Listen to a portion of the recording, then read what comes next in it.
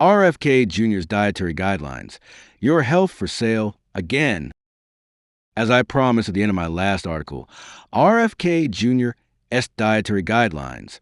A new low in corruption? Here's my take on those who destroy our health for profit and some action suggestions.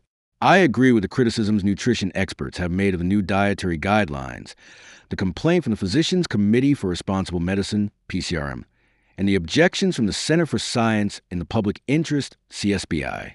Additionally, it's an insult to the American public that Kennedy and Rollins were confirmed for their positions. They're unqualified. Trump added more mud to the swamp he promised to clean up, and not enough of Congress stood up for your health. Although it's more blatant this time around, corruption within the government agencies charged of protecting our health is not new. It's standard operating procedure. A few examples. Every food pyramid has been influenced by major food conglomerates, including the dairy and cattle industries, which were able to take down the pyramid in 2021 until it was adjusted to their liking, as documented in Marion Nestle's book Food Politics, published by University of California Press. It's routine for members of drug approval panels appointed under the Department of Health and Human Services to have ties to the pharmaceutical industry, as reported in Pogo Investigates. At least half a panel advising Congress on drug policy had undisclosed ties to drug makers by David S. Hilsenrath. Donald Rumsfeld, who served as Secretary of Defense under President George W. Bush, was largely responsible for fast-tracking the approval of NutraSweet/aspartame over committee objections, and despite troubling studies. In one experiment, 98 out of 196 infant mice died after exposure to aspartame. Read more in The Aspartame Controversy of 1981, the hidden truth behind the not-so-sweet artificial sweetener. There's a well-trodden path into the revolving door between private corporations and government agencies, including those concerned with health and welfare. Appointees to HHS often come from private industry, and, even more often, leave for private industry, a pattern that seems likely to influence their work at the agency. Up until now, criticism of dietary guidelines and other HHS guidance has usually come from NGOs such as PCRM and CSBI, as well as the alternative press. Where have the mainstream critics been hiding? Why haven't they highlighted problems before? When the current administration is out, will they go back to silent mode? Why doesn't the press keep us informed about these issues? There are several reasons, including who owns media outlets and how publications depend on advertisers. The major presses are large corporations, often controlled by a few individuals or by financial interests. For example, the New York Times and Fox News are controlled by families. At the other end of the spectrum, CNN at this writing is owned by Warner Brothers Discovery, which may soon be acquired by Netflix, a publicly traded company dominated by large institutional investors such as BlackRock and Vanguard. Together, BlackRock and Vanguard own 18% of Fox, 16% of CBS, and therefore also of 60 Minutes. 13% of Comcast, which owns NBC, MSNBC, CNBC, and the Sky Media Group. 12% of CNN. 12% of Disney, which owns ABC and 538. Between 10 and 14% of Gannett, which owns more than 250 Gannett daily newspapers, plus USA Today. 10% of the Sinclair Local Television News, which controls 72% of U.S. Households Local TV. An unspecified chunk of Graham Media Group, which owns Slate and Foreign Policy. Source of these statistics: How a Company Called BlackRock Shapes Your News, Your Life, Our Future by Jeanette Cooperman in the Common Reader. BlackRock, the world's largest institutional investment firm, has been accused by the Organization for Economic Cooperation and Development, OECD, of contributing to environmental and human rights abuses worldwide through its investments in agribusiness, as reported by The Guardian.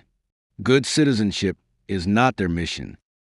I started writing about the food pyramid, and now it's about a money pyramid involving trillions of dollars.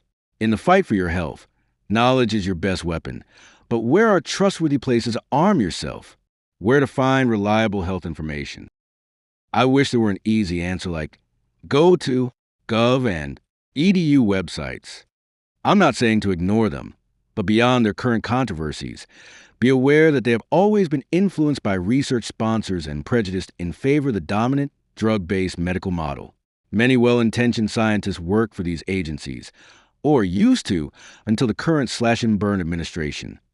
They often do good work, but within the confines of the medical-industrial complex. For example, informative government agency websites generally do not include complementary and alternative CM research. When they do, their coverage is often negative.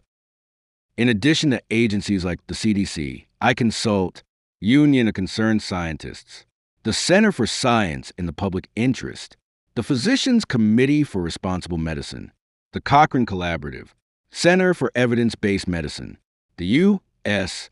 Preventive Services Task Force, news agencies that pay trained journalists such as Reuters, Associated Press, Bloomberg, BBC, CNN, Al Jazeera Media Network, The Guardian, New York Times, The Washington Post, The Los Angeles Times, and Wall Street Journal.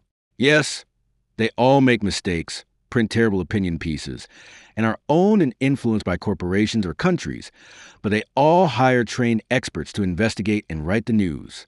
By reading several and comparing them with independent sources, such as CSBI, you can form a fairly accurate view of an event. If you live in a city with a strong NPR radio station, it can be a reliable source of health information. Slashing its budget has been a severe blow to freedom of information and your health. Keep in mind that all these news sources will align with the dominant medical model. I'll be posting soon on where to find expert information on CM. Perhaps the best rule is, do not rely on a single source. Your favorite site may be reliable in some areas, but not in others. It's always a good idea to compare its news and recommendations with those from other sources. The credible ones will cite references for the information they're reporting. Finding reliable health information on the internet is made harder by ignorant or outright false news generated by story mills set up in Russia, India, and other countries. These sites earn money when you follow and like them, so they care more about attention-getting content than accuracy. Look for sites run by doctors and scientists, including CM providers. Yes, everyone has a point of view. Keep your brain actively engaged, ask questions, keep your filters sifting, and separate solid information from sales hype. Also, examine your own beliefs. Consider the possibility that you are sometimes wrong. I learn from those I disagree with or would never buy a product from. We live under a system that promotes profits over our health. It's no wonder that 3 in 4 American adults have at least one chronic illness, and over half have 2 or more, costing us $4.9 trillion annually. Speak out on the guidelines. We all have a dog in this fight, except Kriti Noam, who shot hers. Our health is influenced by government committees and their recommendations, so they should be made up of experts, not political hacks. Complaining to and educating your political representatives, government agencies, and the press are powerful tools. Find out if your local representative helped confirm Kennedy and Rollins, and if so, let them know you plan to send them to the doghouse in the next election or primary. Remind them that cabinet members can and should be impeached as civil officers of the United States under Article 2, Section 4 of the Constitution. If not you, who? Educate yourself and hold your government accountable. That's the best way to take your health care back from the medical industrial complex. Thank you. Next week, how to determine your need for protein.